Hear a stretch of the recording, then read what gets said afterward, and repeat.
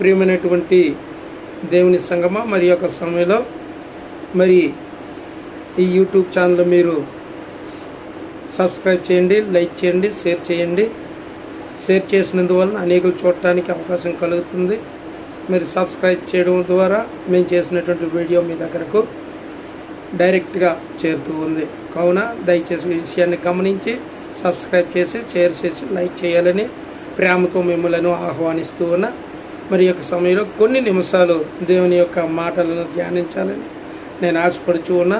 ప్రాముఖ్యంగా మరి యొక్క సమయంలో దేవుని వాక్యం యోహాను సువార్త 1వ అధ్యాయంలో మరి ఆ యొక్క 14వ వచనంలో మనకి ఒక మాట కనిపిస్తుంది. ఆ వాక్యము కృపా సత్య సంపూర్ణుడిగా శరీరధారుడై మన మధ్యలో నివసించెను అని చెప్పేసి ఒక వాక్యం సెలవిస్తుంది. దానికి సమాధానం ఏమిటంటే, మనం ఆలోచన చేస్తే వాక్యం అన్నది దేవుని యొక్క గుర్తింపు, దేవుని మాట. దేవుడే స్వయంగా మనతో మాట్లాడుతూ ఉన్నాడన్న విషయాన్ని గమనించాలి. కనుక ప్రియమైనటువంటి దేవుని సంగమా, మరి ఆ వాక్యము ఈ భూమికి ఆకాశమునకు పునాది వేయబడక ముందు, సృష్టి లేనప్పుడు దేవుడున్నాడు, దేవుని వాక్యం ఉంది, దేవుని మాట నిలకడగా ఉంది. కనుక వాక్యం సెలవిస్తుంది, ఆది యందు వాక్యం ఉండెను, వాక్యము దేవుని యొద్ద ఉండెను, ఆ వాక్యము దేవుడై ఉండెను అని సెలవిస్తుంది. కనుక ప్రియమైనటువంటి వారలారా, మరి దేవుని వాక్యము మన మధ్యలోనికి ఎలా వచ్చింది అంటే, ఒక శరీరాన్ని సంతరించుకొని, అంటే ఒక శరీరాన్ని రూపించుకొని భూమి మీదకు వచ్చింది.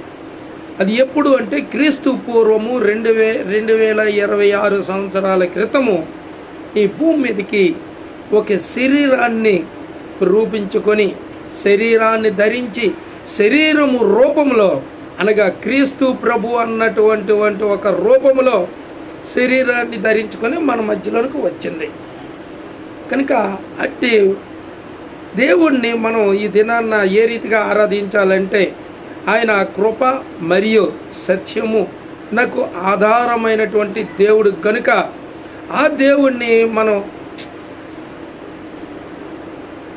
ఆరాధించాలన్నది దేవుని యొక్క ఉద్దేశం. కనుక ప్రియమైనటువంటి వారులారా, ఈ ఒక్క విషయం మనం ఆలోచించాలి. ఆయన కృప సత్య సంపూర్ణుడిగా, అంటే సంపూర్ణమంటే మామూలు ఆషామాష కాదు, పరిశుద్ధుడిగా, పవిత్రుడిగా, మరి పరిపూర్ణుడిగా ఆయన మన మధ్యలోనికి వచ్చి మనలో నివసించి,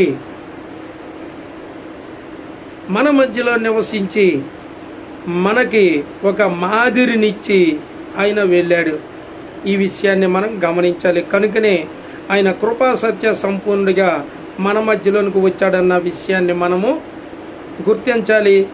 బాగుగా అందరికీ తెలుసు ఏంటి అంటే, యేసుక్రీస్తు అన్న వ్యక్తి భూమి మీదకి వచ్చి 33.5 సంవత్సరములు ఉండి, 33.5 సంవత్సరాలు ఈ భూమి మీద పరిచర్య చేసి,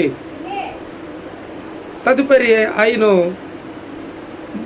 33.5 సంవత్సరాలు సంపూర్ణమైన తర్వాత సిలువ మీద ఆయన మరణించాడు. ఈ విషయం మనందరికీ విదితమే.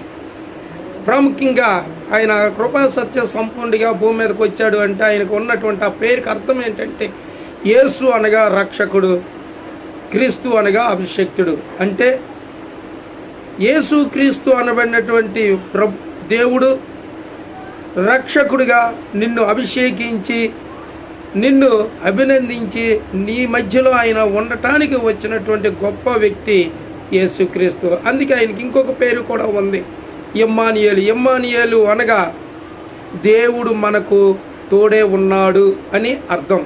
కనుక ఈ విషయాన్ని మనం బాగా గుర్తించాలి, ఆలోచించాలి, మరి దానిని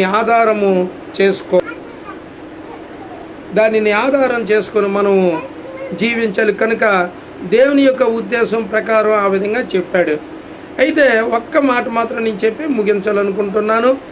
అటువంటి దేవుడిని, కృపగల దేవుడు, సత్య మార్గంలో నడిపించేటటువంటి గొప్ప దేవుడు గనుక ఆ దేవుడిని నీవు నేను, కనుక ప్రియమైనటువంటి దేవుని సంగమా, మనము అటువంటి దేవుడిని అనుసరించి ఆచరించి ఆయనను ఆరాధించి ఆయనను గొప్ప చేసి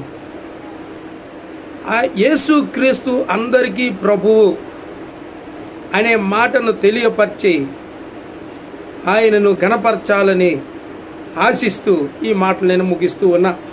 దేవుడి మాటలు దీవించి ఆశీర్వదించి అభివృద్ధిపరచి ఫలింపచేయును గాక. ఆమెన్. దేవుడు మిమ్మల్ని అందరినీ దీవించి ఆశీర్వదించును గాక. ఆమెన్. మీ అందరికీ కూడా వందనాలండి. Praise the lord.